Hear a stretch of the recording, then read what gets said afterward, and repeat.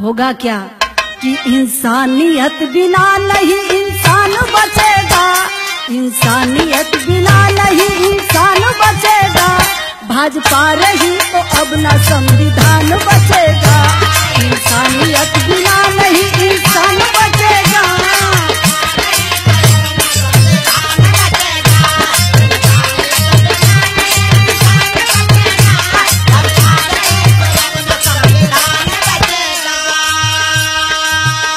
इसीलिए मैं बताना चाहती हूँ खास रूप से भारत के मूल निवासी 85 के लोगों से, क्या पंडे पुजारी ढोंगी इनका धर्म छोड़ दो,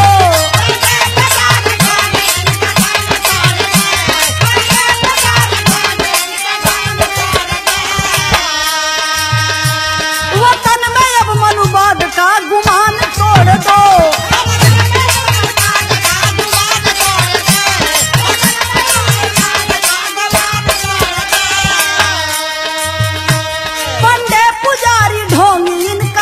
छोड़ दो वतन में अब मनुवाद का गुमान तोड़ दो, तभी तो बाबा साहब का, तभी तो बाबा साहब का सम्मान बचेगा, तभी तो बाबा साहब का सम्मान बचेगा। भाजपा रही तो अब न संविधान बचेगा।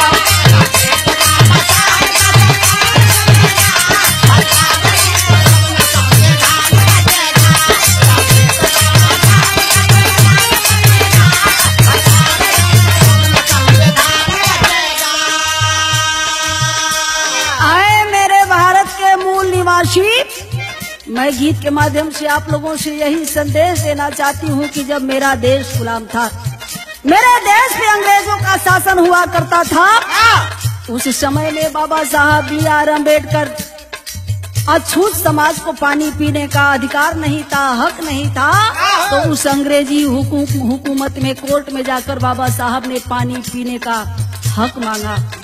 अंग्रेजों ने पानी पीने का हक तो दे दिया, लेकिन आज यह जो जालिम सरकार हमारे देश में चल रही है, अपना दर्द कहाँ कहोगे? कहना चाहते हैं बेदर्द हुआ कोर्ट कहाँ दर्द कहोगे,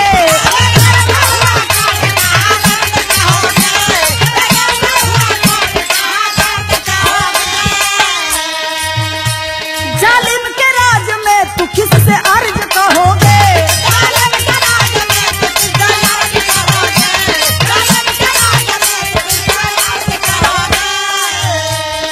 85 के लोग कहने के लिए तो आप हम पूरा देश आजाद है, लेकिन बेदर्द हुआ कोर्ट कहाँ दर्द कहोगे।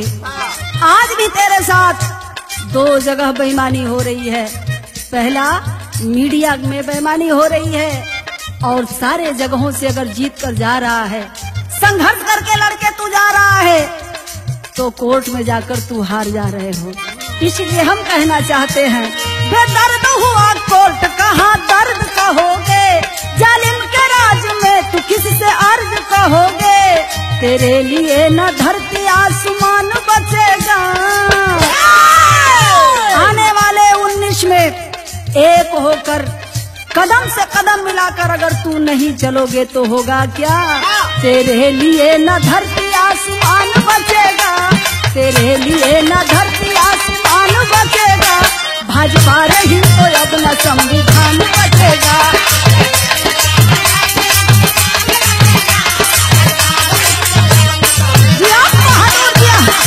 क्या बात है।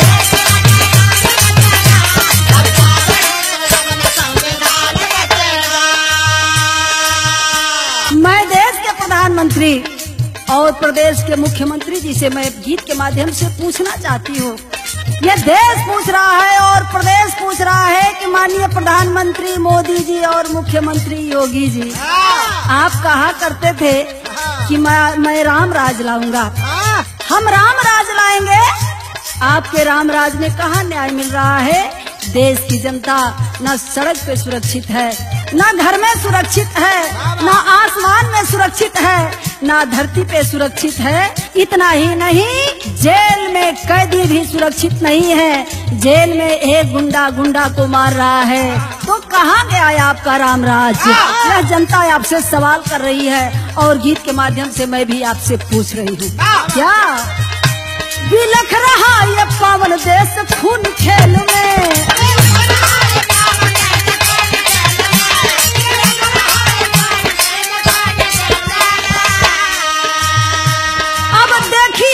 हो रहा यूपी के जेल में,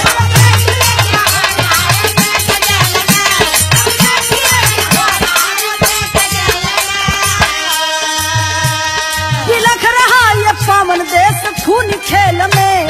अब देखिए क्या हो रहा यूपी के जेल में। इसीलिए आए भारत के मूल निवासी सुनो, लगता है नहीं न्याय का अरमान बचेगा, लगता है नहीं न्याय का अरमान बचेगा। भाजपा रही तो अब न संविधान बचेगा।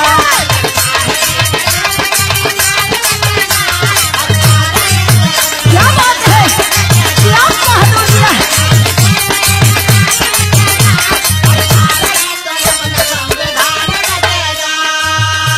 लास्ट लाइन में मैं कहना चाहूंगी, क्या संतोष अपना फर्ज तू 19 में दिखाओ।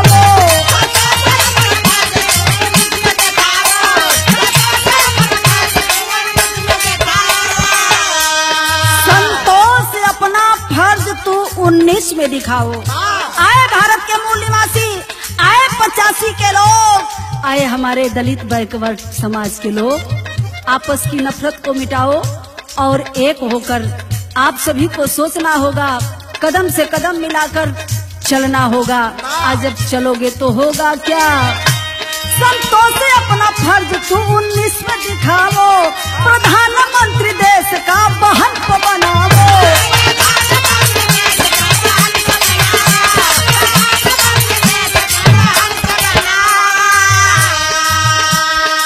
बाबा साहेब B.R. अम्बेडकर ने जब संविधान लिखा, लिखकर डॉक्टर राजेंद्र प्रसाद को जब सौंपा तो खुशी का आंसू आंख में, गम की मुस्कुराहट लेकर डॉक्टर राजेंद्र प्रसाद से बाबा साहब B.R. अम्बेडकर ने कहा कि ये जो मैं देश का संविधान लिखा हूँ, बहुत ही खूबसूरत ये संविधान है।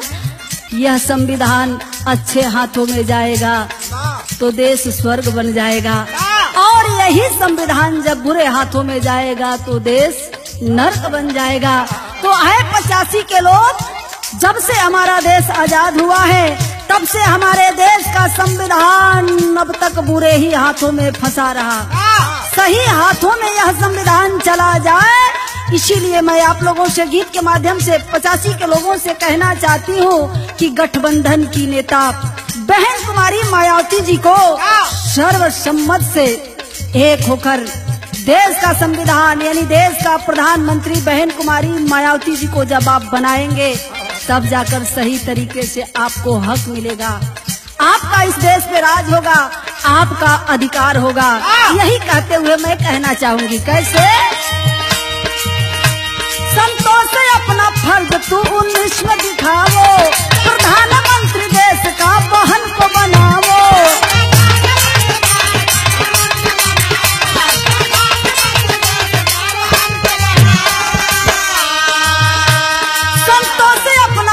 तू 19 में दिखाओ, प्रधानमंत्री देश का बहन को बनाओ।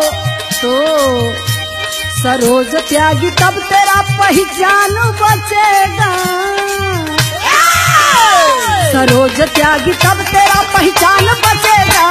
भाजपा रही तो अब न संविधान बचेगा।